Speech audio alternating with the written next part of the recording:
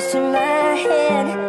When I think of all the years I wanna be with you, I wake up every morning with you in my bed. That's precisely what I plan to do.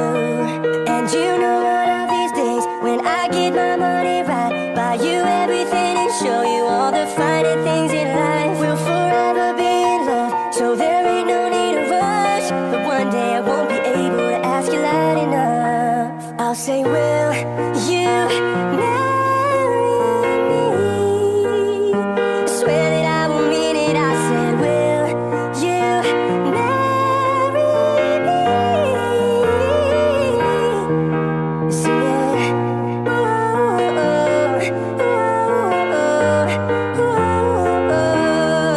Oh yeah. How many girls in the world can make me feel like this? And baby, I don't ever plan to find out. The more I look, the more I... A few moments later.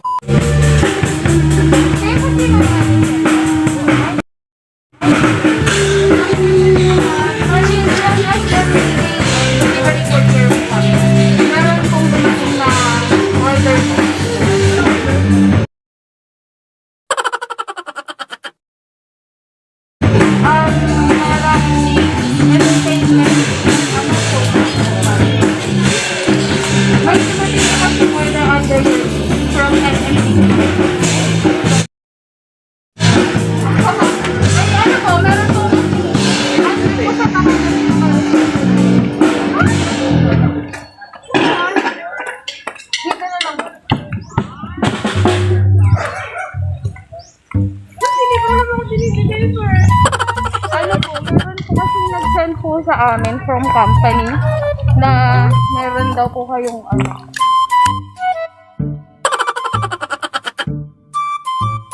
sa inyo kasi meron naman sa inyo para lang malaman nila. Kinakabahan naman. Kinakabahan ako. Ano kaya yan? Ma'am, check nyo na lang po kung if ever kung sa inyo or hindi sa inyo. Hindi naman po namin pipilitin na ipabayad. Gawin siya. Ano yun? Ano na lang po. Sabi ko. Opo! Para lang po at least may pilis lang. Oh yeah, 105 is the number that comes to my head.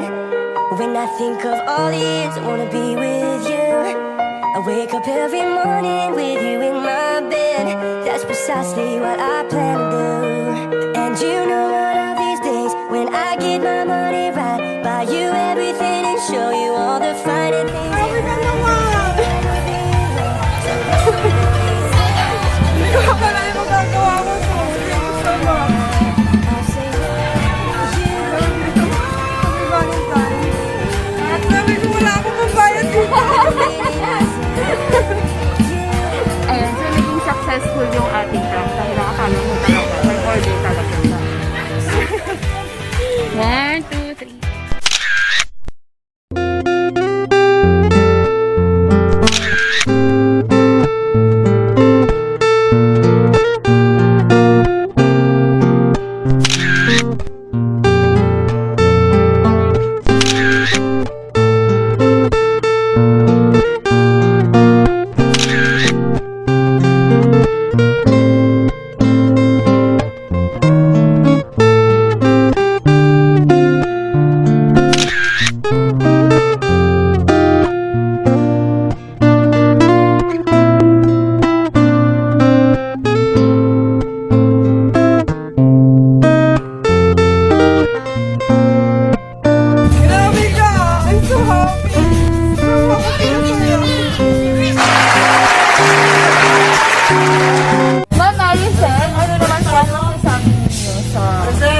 Pag-surprise mo sa Nung sabi ko ngayon lang talaga ako na-surprise na mata ng buhay ko.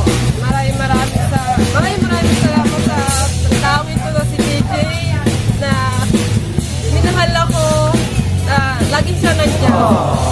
Sa inyo, maraming salamat sa inyo. Surprise na to.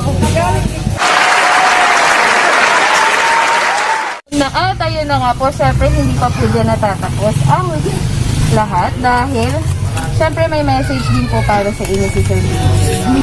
Ayan. Yan, anong message yan? Bawal pong umiyak, ha? At ito po yung ating message. Malayo ka man sa akin, hindi ko man maipakita kung gaano ka kahalaga. Basta magtiwala ka, kasi hindi mo man abot ang yakap ko. Ang importante, hawak mo ang mundo ko at nasa sayo ang puso ko. Tay, nakakakilig! Kahit wala ako sa tabi mo, lagi mong isipin na nandito ako para sa'yo. Nandito ako na hanggang tumaban at maghintay sa'yo. I hope you have a great Valentine's Day. I love you. Ayan, ito po yung kanyang message. Ayan, diba? Napaka-sweet naman talaga ni Sir Phee. At talaga naman,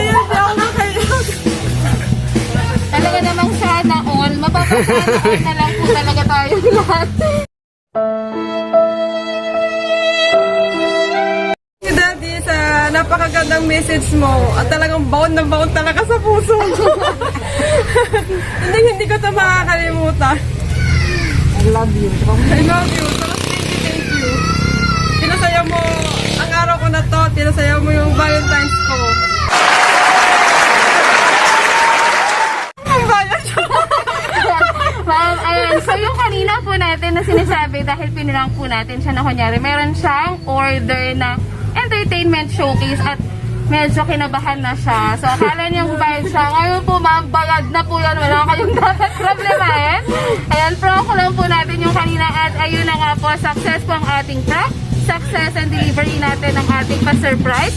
Siyempre, maraming salamat po kay Sir PJ na nasa Canada po ngayon for trusting surprise mo, deliver ko by Ma'am Mylene Palabay. At kung gusto po ninyo na sa susunod ay inyong minamahal sa buhay ang aming sosurpresahin, huwag po kayong magatubiling i-message ang aming Facebook account. Ang surprise mo, deliver ko, syempre pakitike and share na rin po natin yan. At meron din po kaming YouTube channel, surprise mo, deliver ko. Huwag na po natin kalilimutang mag-subscribe. At ayun na nga po, success po ang ating prank, success ang ating surprise delivery. Happy Valentine's Day to everyone! Surprise! Again, dito po si MC Jovel, ang inyong live ambassador from Surprise Mo, Deliver Ko.